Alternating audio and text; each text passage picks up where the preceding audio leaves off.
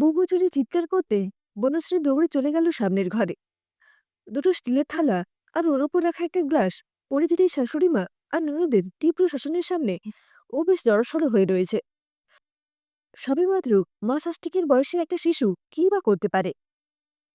চুপটি করে বসেছিল। মা স্ত্রী কান্না সরে অভিযোগ জানাতে অবশ্য ভোলেনি।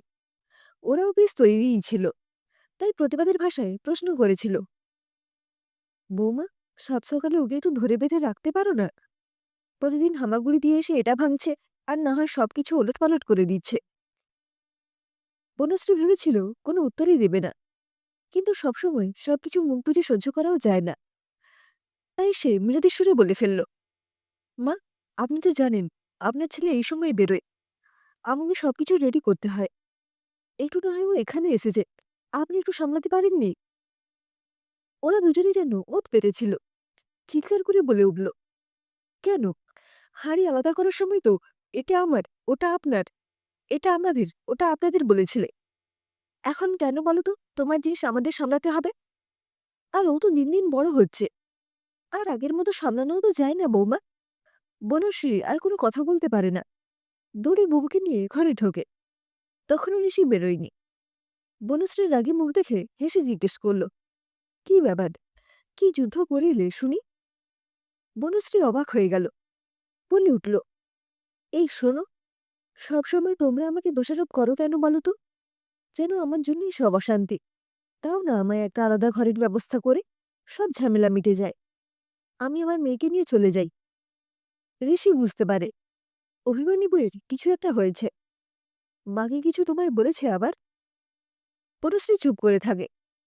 বুবু ছটপটানিতে ওকে খাটে ছেড়ে দিয়ে উত্তর দেয়, আচ্ছা, তুমি সত্যি করে বলো তো, এই বাড়ির হাঁড়ি আলাদা হওয়ার জন্য কি আমিই দায়ী? তোমার মা বোন সবাই সাধু পুরুষ? ঋষি হেসে বলে, ও, এই ব্যাপার? তা তুমি কেন হবে? দোষ আমাদের সবার। শুধু তোমাকে এই জন্য অভিযোগ করলে লাভ হবে না। বুবু খাটে পড়ে থাকা চুলের ক্লিপটা মুখে দিতে গেলেই বনশ্রী চিৎকার করে ওঠে, না, একদম না, ফেলে দাও। বুবু হাঁ করে দেখে মায়ের মুখের দিকে। এই শাসন অন্যদিনের মতন আমতার মেশানো কেন নয়? এটা ভাবতেই বোধ হয় ওর এই নিশ্চুপ বাবার মতন শরীরী ভাষা। বুবুকে খাওয়াতে একটু সকাল সকালই ঘুম ভেঙে যায় বনশ্রীর। কিন্তু আজ যেন অন্যরকমের ছবি। পাশের ঘর থেকে বাসনকোসনের কোনো আওয়াজ নেই। চিৎকার করে শাশুড়ি মায়ের রান্নার আইটেম শোনানোর ব্যাপার নেই। ননদের মুখে রাজাগুজির মারার কথাও বনশ্রীর কানে আসছে না। তাহলে অবশ্য ২-৩ দিন ধরে গ্যাস ফুরিয়ে আসবার কথা কানে আসছিল। তাহলে তাই কি?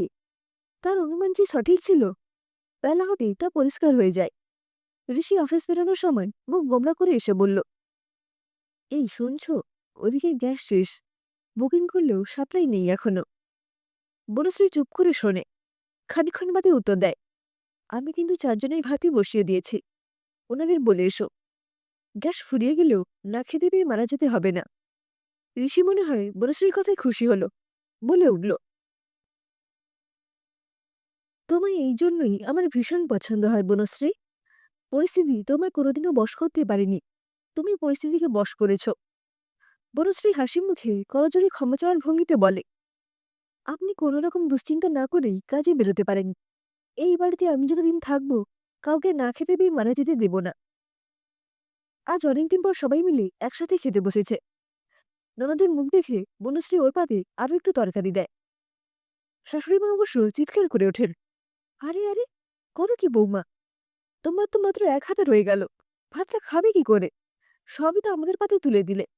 আচ্ছা, একটা ডিম না হয় ভেজে নাও, বুবুকে আমরা দেখছি। বনশ্রী হাসি মুখে উত্তর দেয়, না মা, আপনারা দুজন খাওয়া দাওয়ার পর বিশ্রাম নিন, আমি আমার মেয়েকে সামলাচ্ছি। দুপুরে বুবু ঘুমিয়ে পড়বার পর কয়েক মাস আগের স্মৃতি চোখের সামনে ভেসে ওঠে বনশ্রীর। ঋষির অফিসে খুব গন্ডগোল চলায় বেশ কয়েক মাস ও প্রায় ঘরেই বসেছিল। শাশুড়ি মায়ের পেনশনে পুরো সংসারটাই কোনো মতে চালিয়ে নিয়ে যাওয়া হচ্ছিল। এর জন্য অবশ্য কম কথাও শুনতে হয়নি। উঠতে বসতে বাঁকাটারা কথা শুনতে শুনতে বনশ্রীর একদিন ধৈর্যের বাঁধ ভেঙে পড়ে। একদিন বলেও ফেলে রাগের সুরে, মা, ঋষি, আমি আর বুবু তো আপনার নিজেরই ছেলে, বউ আর নাতনি। ২ দিন পর অফিসের ঝামেলা মিটে গেলে আবারও জয়েন করবে। এই কটা দিন না হয় একটু কষ্ট করেই চালাবো। বাবা মারা যাওয়ার পর এই সংসারের সিংহভাগ টাকা তো উনি যোগান দিয়ে এসেছে। উনি যেন ধরেই নিয়েছিলেন ঋষির অফিসে আর অশান্তি মিটবে না। ওনার নরম সরম স্বভাবের ছেলে কোনো জায়গায় যে খেটে রোজগার করবে তার সম্ভাবনাও খুব কম দেখছিলেন। বোধহয় তাই বলেই ফেলেছিলেন, বৌমা, এইভাবে আমি চালাতে পারবো না, তোমরা বরঞ্চ আলাদা হয়ে যাও, যেইভাবে হোক চালাও, আমি না হয় মাঝে মধ্যে তোমাদের হেল্প করব। এই সামান্য কটা টাকা দিয়ে জাপানের গোষ্ঠী চালানোর ক্ষমতা আমার নেই। হয়তো রাগের চোটেই উনি এই কথা বলে ফেলেছিলেন। তবুও সারা রাত দু চোখের কথা একদম এক করতে পারেনি বনশ্রী। চোখের জল যে এত লবণাক্ত, এত উষ্ণ হয়, তা বোধহয় সেই রাতেই সে টের পেয়েছিল। ঋষি ঘুমিয়ে পড়তে একটা ভাঙাচোরা স্টোভ আর কাজের মাসিকে দিয়ে জোগাড় করা কেরোসিনে নতুন সংসার চালানোর কথা প্রতিজ্ঞা করেছিল। তাই আজ যখন শাশুড়ি মা দুপুরবেলা ঘরে এসে হাতের ওপর হাত রেখে নিজের সততা স্বীকার করার কথা বলে, তখন মনশ্রী উত্তর দিয়েছিল, মা, ধৈর্য এমন একটা গাছ যা সারা গায়ে কাটা, কিন্তু ফল অতি সুস্বাদু। আর অসাধারণ কাজগুলো যে অসীম ধৈর্য দিয়েই সম্পন্ন করতে হয়। আর আপনি তো এটা মানবেন, আমি একদম অসফল হইনি। উনি হাঁ করে বনশ্রীর মুখের দিকে তাকিয়েছিলেন।